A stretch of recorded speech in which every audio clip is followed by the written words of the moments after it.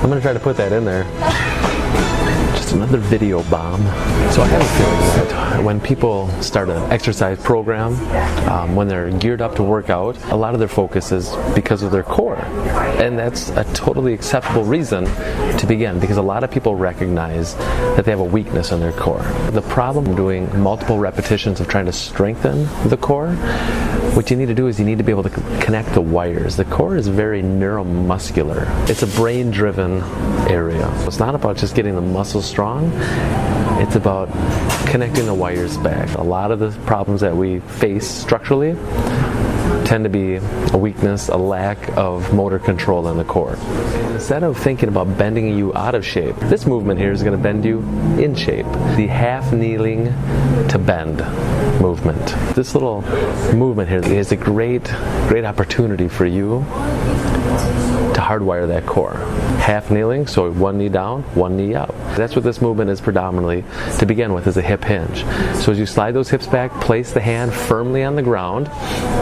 Now at the bottom, we want to make sure, for this movement in particular, that we're not rocked back. We want to be right over that hand. That left hip is going to extend, and the core is going to come with it, and before you know it, you're back up in that half kneeling position, and you're probably feeling a little bit of something. Another little thing to avoid is the push off. No need. That's actually compensating for that weak core. What's a way that we can increase the intensity without necessarily increasing the load? Maybe you're not ready for anything. Maybe you don't have anything at home. Let's take it into a half knee to elbow bend. You might be lacking some mobility. Maybe you're not able to get there. Try to find some things that'll give you a little bit of a higher point to touch, and then you can work your way down to the ground. So this is going to offer a little bit more spice to it. Okay, let's say you're there, you're having a good time. Let's make it a little bit more. Kettlebell, right? I mean, the name of this series is Kettlebells and Coffee.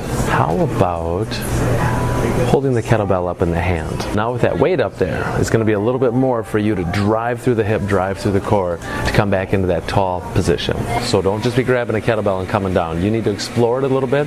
You need to own it. You need to master it before you decide to take that kettlebell into it. And I think you know I love sandbags.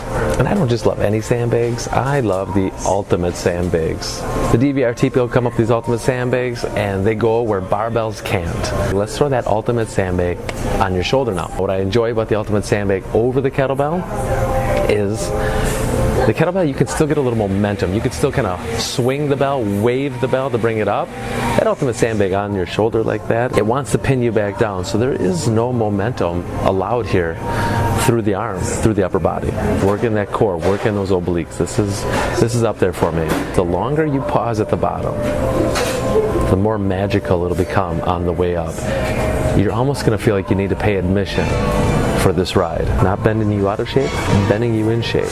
Until next time.